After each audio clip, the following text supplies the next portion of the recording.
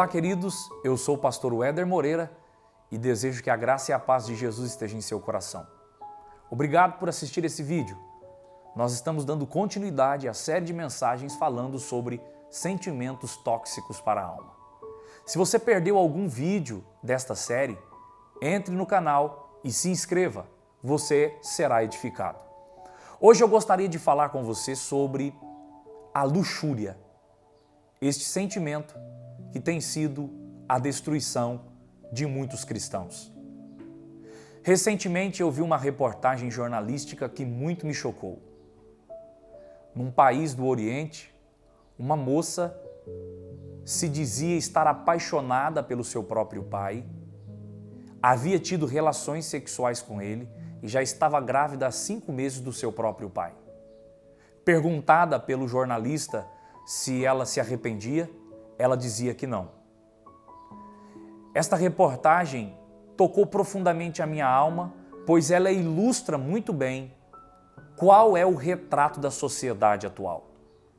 Vivemos uma sociedade onde o sexo é um Deus e os seres humanos estão vivendo numa depravação sexual terrível. Eu me arrisco a dizer que esta geração seja pior do que Sodoma e Gomorra. E isso não é pessimismo da minha parte. Quando nós olhamos para o cenário atual, a sociedade atual, nós percebemos que nós estamos diante de uma geração que deseja e aprecia o prazer carnal a qualquer custo e a qualquer preço. No século IV, um padre chamado Gregório estabeleceu a lista dos 7 pecados capitais. E um dos pecados era a luxúria. Mas afinal, o que é este sentimento? A luxúria nada mais é do que o desregramento dos desejos sexuais, os desvios sexuais e imorais. A luxúria nada mais é do que uma sensualidade depravada, a lascívia. Este sentimento é terrível. A lascívia, a luxúria, a sensualidade depravada faz com que o indivíduo procure despertar no outro o desejo sexual a fim de atraí-lo ou atraí-la para si. E é o que nós estamos presenciando hoje. A luxúria, a lascívia, a sensualidade imoral pode se manifestar e se apresentar de várias formas. Gestos, ações, aparência e até mesmo roupas. E aqui fica um alerta, que vale tanto para homens quanto para a mulher.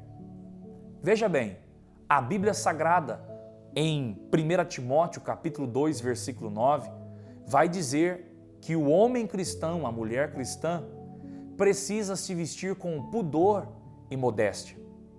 Porque a forma como nós nos vestimos, como nos portamos, pode ser um instrumento para despertar nos outros o pecado.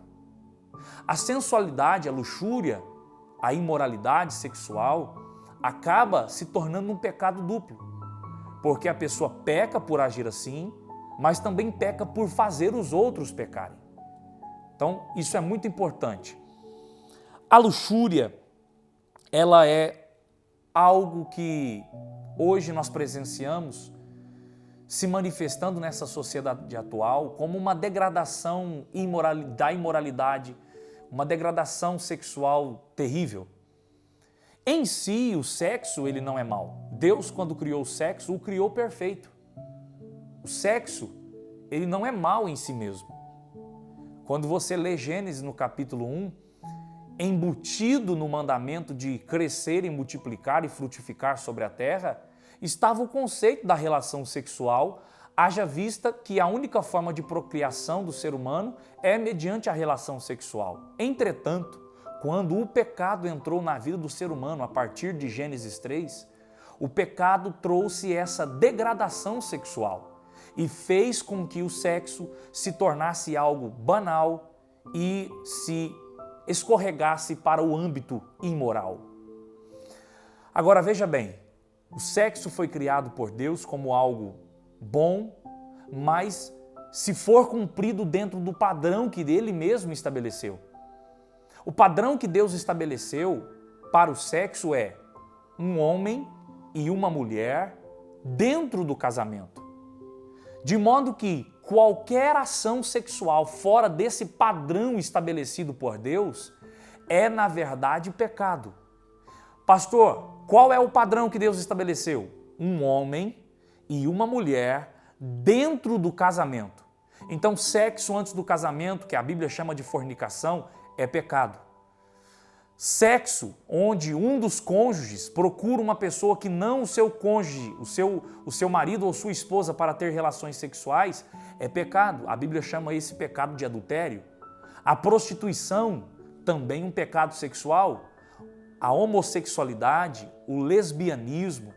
Olha, querido, tudo que foge desse padrão estabelecido por Deus na sua palavra para o sexo, um homem, uma mulher dentro do casamento, se torna pecado. E a imoralidade tem sido grande.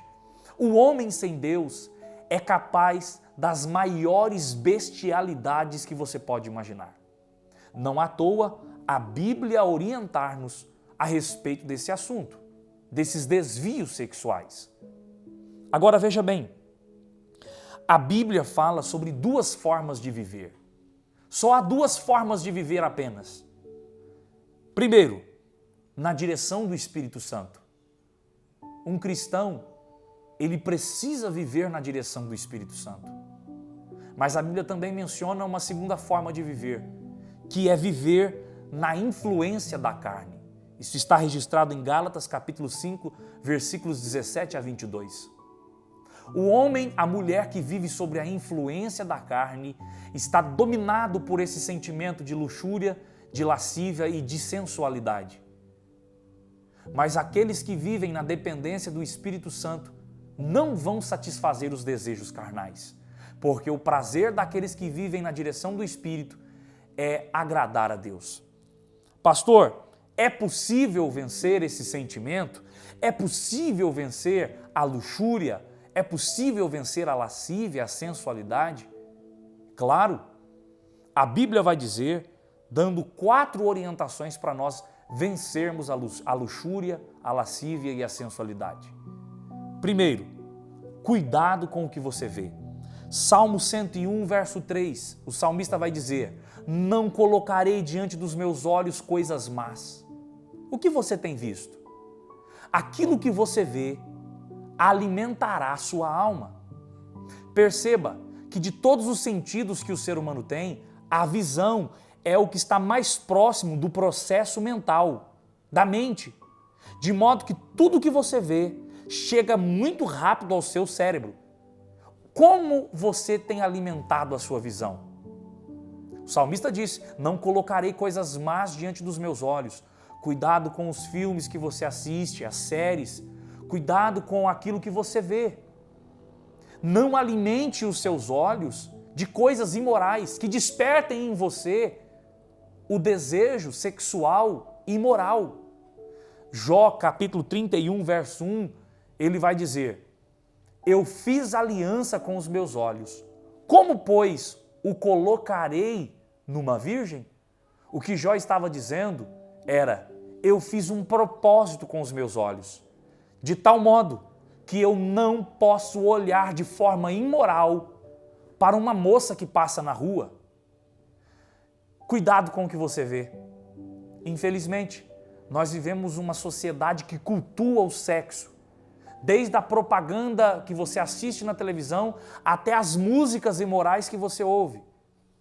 Nós precisamos andar com pureza neste mundo. Cuidado com o que você vê. Fuja de filmes pornográficos ou de qualquer conteúdo que desperte em você a imoralidade sexual, os desvios imorais, a luxúria, a lascívia, a sensualidade. A segunda dica está em Mateus capítulo 15, versículo 19. Não alimente a sua mente com coisas más. Eu disse que os olhos, eles estão próximos dos processos mentais. Isso significa que os olhos são as janelas para você alimentar a sua alma. Não alimente a sua mente com coisas más, Terceiro, Provérbios 28:13. Reconheça e confesse os seus pecados. Se você tem caído na imoralidade sexual, seja fornicação, sexo antes do casamento, se você tem tido um namoro escandaloso e imoral, confesse, reconheça e confesse o seu pecado. Abandone o seu pecado, porque a misericórdia de Deus irá te alcançar. Se você infelizmente caiu no adultério, confesse e abandone o seu pecado, porque a graça de Deus deseja lhe alcançar. Saiba que existe esperança. Quarto e último lugar, peça ajuda a Deus. Romanos capítulo 6, versículo 12 vai nos dizer: não reine o pecado em vosso corpo. O maior interessado em tirar o reinado, a eficácia do pecado em você é Deus. Eu quero dizer a você, se você pedir ajuda a Deus, Ele é capaz de livrar você desta fraqueza das imoralidades sexuais. Cuidado com a luxúria. Deus nos convida para limpar as nossas vestes e viver uma vida de santidade. Que Deus te abençoe.